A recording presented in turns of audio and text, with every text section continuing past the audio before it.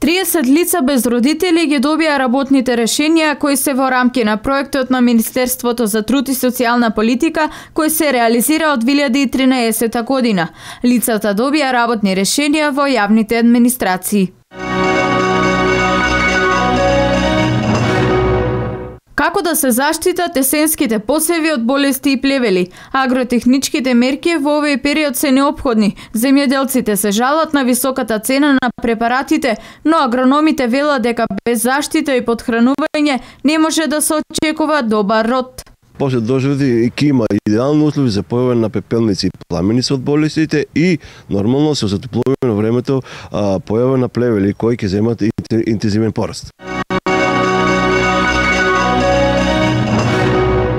Родителите на учениците кои во оваа учебна година се матуранти доставија писмо до министерот за образование Абдулаки Мадеми во кој ги изложуваат нивните ставови, но и бараат средба со него. Во ек на велигденските пости и детална анализа на составот на постните производи кои се нудат во маркетите покажа присуство на состојки од животинско потекло како сурутка во прав и казеин.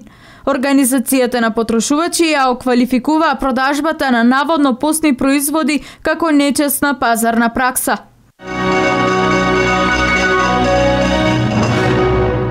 Угостителите се подготвуваат за 8 март. Празникот на жената подготвени го чекаат и цвеќарите.